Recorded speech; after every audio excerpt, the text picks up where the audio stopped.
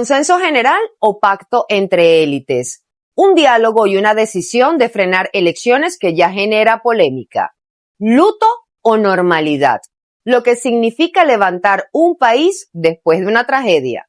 Ni que te salgas. La Corte Penal Internacional advierte al chavismo y Delcy Rodríguez contraataca. Les contamos. En tiempos difíciles, la información verificada también es una forma de acompañar, orientar y fortalecer a la ciudadanía. Bienvenidos a la emisión matutina de Noticias Impacto Venezuela. Hoy es lunes 27 de julio de 2026. Soy Mildred Manrique. Comenzamos. Esas negociaciones que inician este 1 de agosto prometen abrir una transición profunda, pero antes surgen muchísimas dudas relacionadas a quiénes se sentarán en esa mesa, porque la plataforma unitaria, el chavismo e incluso, por supuesto, el clan Rodríguez tienen sus puestos apartados. Pero ¿qué va a pasar con las organizaciones, los gremios, los sindicatos, los estudiantes e incluso las propias víctimas de violaciones a los derechos humanos? Quique Frías con los detalles. El diálogo que arranca el 1 de agosto promete abrir una ruta hacia la transición y la reinstitucionalización de Venezuela, pero todavía está la incógnita de quiénes se sentarán a negociar. Según la hoja de ruta, son 10 delegados por cada lado, entre la Asamblea Nacional electa en 2015 y el Parlamento controlado por el chavismo. Pero ¿pudieran quedar por fuera entonces organizaciones civiles, gremios, sindicatos, agrupaciones estudiantiles, inclusive las víctimas de violaciones de derechos humanos? La sociedad tiene que involucrarse de lleno en los asuntos públicos para efectivamente poder retornar al pluralismo político, a los pesos y contrapesos, a los equilibrios necesarios en el sistema político venezolano, en el sistema constitucional venezolano, y establecer reglas claras para ese horizonte de desarrollo. En vísperas de la negociación, diferentes dirigentes y movimientos políticos se han expresado al respecto. Uno de ellos es Henry Falcón, el exgobernador del estado Lara y actual diputado, pide una agenda amplia e inclusiva. Ahora, esperemos que la agenda y posteriormente los temas más que la agenda y los sectores que tendrían que ser convocados no sea una cuestión excluyente, sino por el contrario, muy inclusiva. El Pacto de Punto Fijo sigue siendo el antecedente más importante de gobernabilidad democrática en Venezuela. Firmado el 31 de octubre de 1958, ayudó a estabilizar el país tras la caída de Marco Pérez Jiménez y sostuvo durante 40 años una etapa de desarrollo que el chavismo terminó dinamitando. Pero aquella fue otra época. Hoy, una transición no puede limitarse a una élite de partidos políticos. Yo creo que para Venezuela se abre una muy buena oportunidad para volver a tener una democracia competitiva, con equilibrios. Hay que construir puentes. Efectivamente hay unos objetivos claros, la recuperación del pluralismo político y de la competitividad electoral, el equilibrio en esa competitividad electoral. El nuevo diálogo venezolano sin dudas será evaluado y escrutado tanto desde el poder en la Casa Blanca como por una sociedad que ansía un cambio verdadero, legítimo y profundo. No simples adornos, reportó para usted Quique Frías. Impacto Venezuela. Momento de interactuar con la pregunta del día de Impacto Venezuela. Ser su voz es lo más importante para nosotros. Si el diálogo entre el Rodrigato y la oposición queda limitado a puros factores políticos, ¿qué tan representativa debe ser la negociación para que los acuerdos gocen del respaldo ciudadano? Argumenta tu respuesta, los comentarios están a tu disposición, te leemos en la emisión estelar. La encargada de la presidencia, Delcy Rodríguez, insiste en reivindicar el papel de la Fuerza Armada Nacional Bolivariana tras los terremotos del pasado 24 de junio. Ella asegura que actuaron al minuto siguiente. Sin embargo, testimonios de sobrevivientes, rescatistas y voluntarios cuestionan estas declaraciones. Juliana Palmar nos cuenta. La encargada de la presidencia, Delcy Rodríguez, afirmó que la Fuerza Armada Nacional actuó de inmediato para salvar vidas y presentó esa actuación como una muestra del compromiso militar con el país. El mensaje no solo reivindica el papel de la institución durante la emergencia, sino que fortalece una narrativa en la que los uniformados aparecen como los principales protagonistas de las labores de rescate. del doble terremoto del 24 de junio, día de nuestro ejército, Mayor General Belsares. Y ahí no era una celebración por el Día del Ejército, sino que se fue nuestra Fuerza Armada Nacional Bolivariana, a los minutos se desplegó en los sitios del desastre natural. Sin embargo, esa versión convive con numerosos testimonios de sobrevivientes y rescatistas voluntarios que relatan que durante las primeras horas fueron vecinos, familiares y equipos civiles quienes iniciaron la búsqueda de personas atrapadas entre los escombros. En distintas zonas afectadas también se documentaron reclamos por la demora en la llegada de la maquinaria pesada y personal especializado, lo que alimentó cuestionamientos sobre la capacidad de respuesta del Estado. Con el poquito de vida que hay aquí, eso es lo que nos estamos buscando. Aquí el estado de La Guaira, todos son gente de otros lados, gente de otros estados, los que vienen a tomarse fotos y se van, no entreguen nada en los centros de acopio. Porque es que no hay nadie, es la realidad que estamos viviendo. ¿Dónde estamos? Queremos un apoyo. Nadie. Queremos un apoyo de corazón como venezolanos, queremos que nos ayude. No hay Los maquinaria. hombres ya casi no tenemos fuerza para continuar, tenemos 7 días en esta lucha. Más allá del balance operativo, el discurso también tiene una lectura política. Al destacar a la Fuerza Armada como pieza central de la respuesta a la tragedia, el gobierno mantiene una estrategia que ha marcado al chavismo desde Hugo Chávez y continuó con Nicolás Maduro. Así, la narrativa del rescate también se convierte en un mensaje de respaldo político hacia la FARC.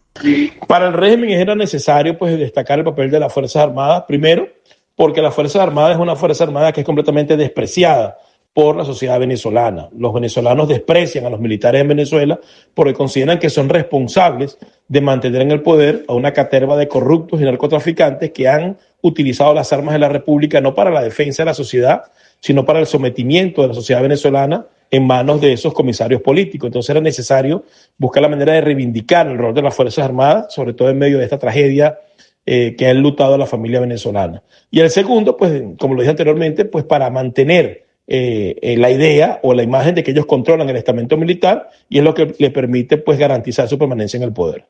En este contexto, Delcy Rodríguez promovió a 168 altos oficiales del generalato y almirantazgo, 2 más que los ascendidos por Nicolás Maduro en 2025. La Guardia Nacional Bolivariana fue el componente más favorecido.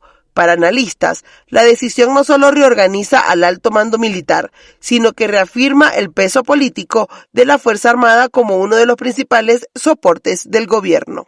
Para Impacto Venezuela, Juliana Palmar. Miles de fallecidos y un país que intenta levantarse sin haber terminado de llorar.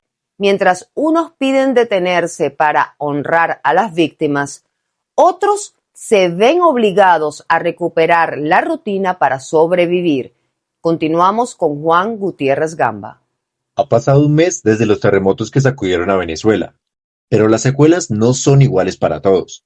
A la par que miles de familias siguen de luto o buscan a sus seres queridos, otros intentan retomar el trabajo, abrir sus negocios o regresar a clases. Así surge un debate que hoy divide opiniones. ¿Es momento de volver a la rutina o el país debe centrarse únicamente en la tragedia? Especialistas en salud mental explican que no existe una única forma de vivir el duelo colectivo. Después de una catástrofe, algunas personas necesitan detener sus actividades para procesar la pérdida, en contraste con otras que encuentran en la rutina una manera de recuperar estabilidad emocional. Lejos de ser posturas opuestas, ambas pueden formar parte del proceso de recuperación de una sociedad golpeada por una emergencia. Cuando validamos nuestras emociones, esto da posibilidad a que podamos sentirlas. Y cuando esto sucede, aproximamos pasos significativos para incorporar hábitos o pasos hacia la rutina, hacia lo cotidiano. En síntesis, un proceso no puede estar aislado del otro, debe estar de la mano para que aproxime un bienestar psicofísico. La experiencia de otros países afectados por grandes terremotos muestra que la reconstrucción no comienza cuando termina el duelo. Ambos procesos suelen avanzar al mismo tiempo. Mientras unas comunidades siguen enfrentando pérdidas irreparables, otras necesitan reactivar los comercios frente a la realidad económica, reabrir escuelas y recuperar espacios de encuentro para reducir el impacto emocional y social del desastre. Desde el trabajo, esto aporta realmente el sustento económico de un país, de un estado, de una familia. En el caso de la educación fundamental, incluso desde un punto de vista psicoeducativo, todo esto aporta a lo que es el aprendizaje compartido, el hacernos en comunidad y partiendo de comunidad, la importancia de incorporarnos a las actividades comunitarias representan la relevancia de que no estamos solos. No existe un calendario para el duelo, ni una fecha que marque el regreso a la normalidad. Cada familia enfrenta la tragedia desde una realidad distinta. El desafío para el país es avanzar en la reconstrucción sin perder de vista a quienes todavía esperan respuestas, buscan a un ser querido o intentan rehacer su vida después de uno de los desastres más graves de su historia. Pasamos a nuestra cápsula informativa Impacto en 60 segundos. Un repaso por los acontecimientos más relevantes de las últimas 72 horas. Donald Trump frena elecciones en Venezuela. El presidente de Estados Unidos afirmó que el país todavía no está preparado para celebrar comicios, aunque reconoció que se han registrado muchos avances en los últimos meses. Según Trump, los venezolanos deben esperar hasta que existan las condiciones adecuadas para unas presidenciales. No obstante, destacó el proceso alcanzado durante la transición y aseguró que Washington continuará observando la evolución de la situación política antes de respaldar una convocatoria electoral. La CPI advierte que la salida de Venezuela no detendrá las investigaciones.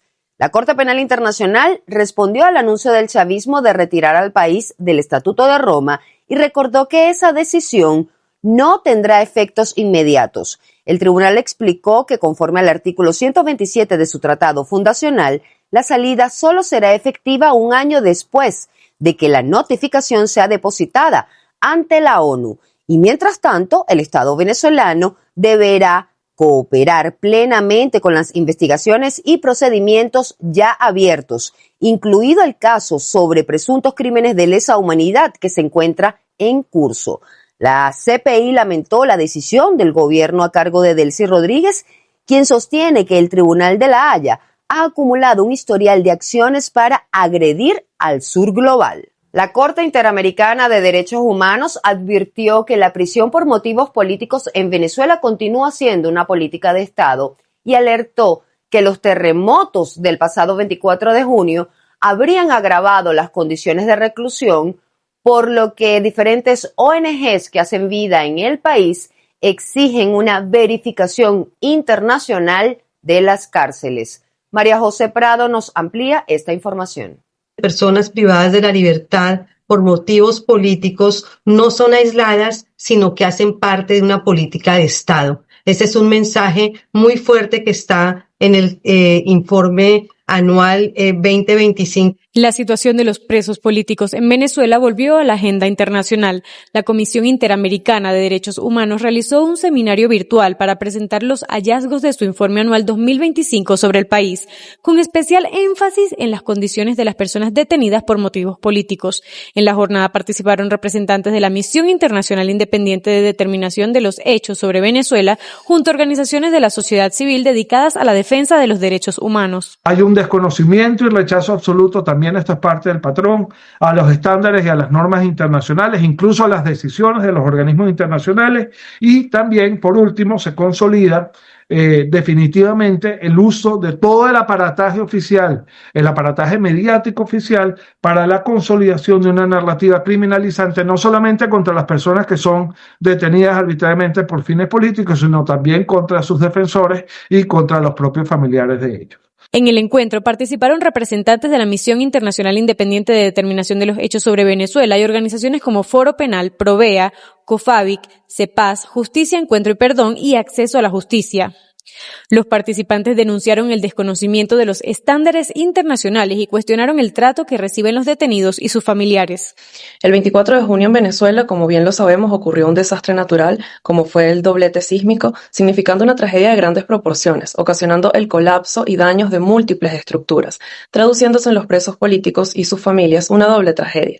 ya que algunas de las estructuras de los centros de reclusión, que ya eran inhumanas, resultaron afectadas, agravando la angustia en los presos políticos y sus familiares, teniendo en cuenta que aún no se ha permitido, pese a reiteradas exigencias de la sociedad civil venezolana, una evaluación independiente de organismos internacionales. Las organizaciones advirtieron que más de 40 presos políticos permanecen en estado crítico de salud y sostuvieron que la emergencia causada por los terremotos no exime al Estado de garantizar sus derechos, además de exigir atención médica inmediata y la liberación de los detenidos por motivos políticos. Insistieron en la necesidad de una supervisión internacional de los centros penitenciarios para verificar sus condiciones. Muchísimas gracias a todos por acompañarnos. Aquí seguiremos informando con responsabilidad y compromiso. No olviden suscribirse al canal de YouTube, activar las notificaciones, compartir y por supuesto comentar. Para más información visiten impactovenezuela.com y @impactove en redes sociales. Que tengan una excelente semana con la bendición de Dios